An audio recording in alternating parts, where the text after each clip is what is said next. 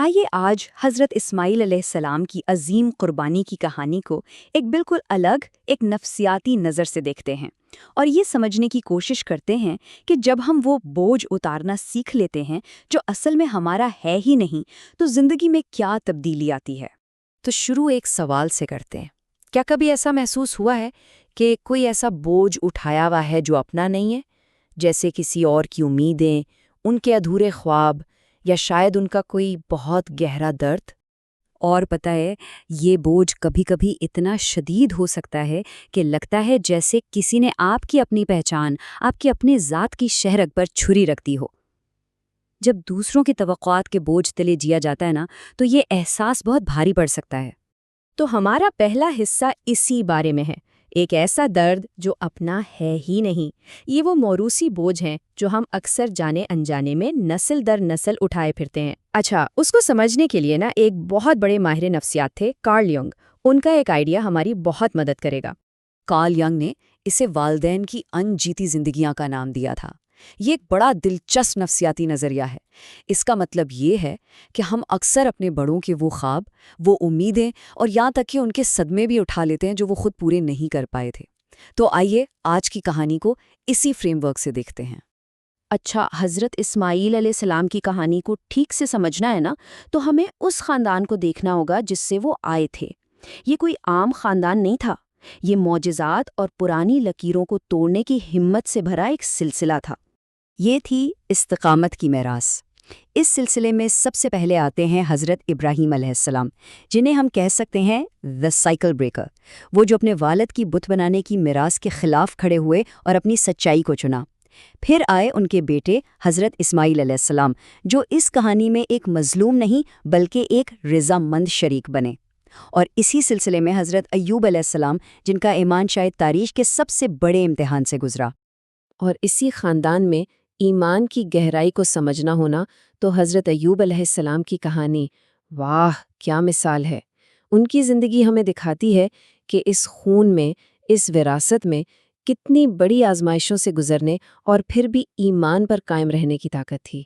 ذرا سوچئے، حضرت ایوب علیہ السلام، ان کے 48 بچے تھے۔ 48! یہ عدد صرف ایک شروعات ہے یہ سمجھنے کی کہ ان کی خوشحالی کس قدر تھی اور ان کی آزمائش کتنی بڑی تھی۔ اور صرف یہ نہیں، ان کے پاس اتنی دولت تھی، اتنی زیادہ کہ آج کے زمانے میں لوگ انہیں ایک ارب پتی بزنس مین کہتے۔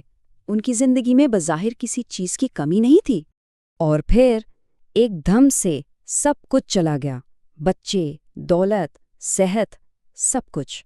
لیکن ایک چیز تھی، صرف ایک چیز جو کبھی ان سے جدا نہیں ہوئی، ان کا ایمان۔ اور یہاں سے کہانی کا سب سے اہم موڑ شروع ہوتا ہے۔ یہ حضرت اسماعیل علیہ السلام کے شعوری انتخاب کا لمحہ ہے۔ یہ وہ فیصلہ تھا جس نے انہیں ایک بے بس شکار سے ایک رضامند شریک کار میں بدل دیا۔ تو جب حضرت ابراہیم نے انہیں اپنے خواب کے بارے میں بتایا تو حضرت اسماعیل کا جواب وہ جواب تھا جس نے تاریخ کا رخ موڑ دیا۔ انہوں نے کہا، ابا جان، آپ کو جو حکم دیا گیا ہے وہ کر گزریے۔ یہ صرف ماننا نہیں تھا، یہ مکمل ارادے اور پوری رضامندی کے ساتھ خود کو حوالے کرنا تھا۔ دیکھیں، نفسیاتی طور پر اس ایک جواب نے سب کچھ بدل کر رکھ دیا۔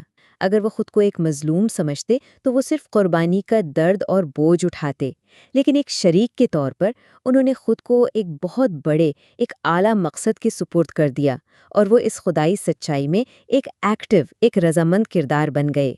اور جب کوئی اس طرح اس لیول پر خود کو خدا کے حوالے کر دیتا ہے تب معجزہ ہوتا ہے۔ جب نفسیاتی اور روحانی سپردگی اتنی کامل ہو تو دنیا کے فطرت کے قوانین بدل جاتے ہیں۔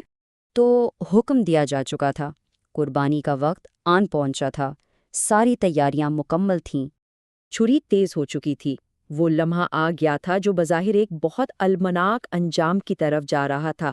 مگر ٹھیک اسی پل کائنات کے جو اصول ہیں وہ بدل گئے۔ یہ خدائی مداخلت کا وہ لمحہ تھا جہاں انسان کی ساری منطق اور عقل دھری کی دھری رہ جاتی ہے۔ چھری نے کاٹا ہی نہیں۔ کیوں؟ کیونکہ جب سپردگی اتنی کامل ہو تو کائنات ایک تیسرا راستہ کھول دیتی ہے، موت کے بجائے زندگی کا راستہ۔ اور مزے کی بات یہ ہے کہ یہ کوئی ایک الگ تھلگ واقعہ نہیں تھا، یہ تو ایک پیٹرن تھا جو اس پورے خاندان میں چل رہا تھا۔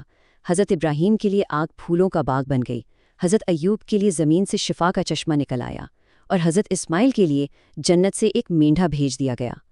تو اس ساری کہانی سے ہمارے لیے کیا سبق ہے؟ اس سے ہم اپنی زندگیوں کے لیے کیا سیکھ سکتے ہیں؟ آئیے آخری حصے میں اس کہانی سے آزادی کا ایک عملی فارمولا نکالتے ہیں۔ یہ بہت آسان سا 2 قدموں کا فارمولا ہے۔ پہلا قدم، اپنے بتوں کو پہچاننا۔ یہ بت کیا ہیں؟ یہ وہ نسلوں سے چلتے آ رہے درد ہیں، وراثت میں ملی تلخیاں ہیں، یا دوسروں کی وہ امیدیں ہیں جن کا بوجھ ہم نے اٹھایا ہوا ہے؟ اور دوسرا قدم، اسے قربانگاہ پر رکھ دینا، یعنی اس درد بھرے لگاؤ کو چھوڑنے کا ایک شعوری فیصلہ کرنا، اور اس یقین کے ساتھ کرنا کہ نتیجہ بہتر ہی ہوگا۔ اور اگر یہ جاننا ہو کہ چھوڑنے کا انعام کیا ہے تو حضرت ایوب کی کہانی یاد کریں۔ جب انہوں نے سب کچھ کھو کر بھی خدا کے فیصلے پر سر جھکایا تو انہیں ہر چیز نہ صرف واپس ملی بلکہ دگنی اور پہلے سے بھی بہتر حالت میں ملی۔ چھوڑنے کا انعام نقصان نہیں ہے، بحالی ہے۔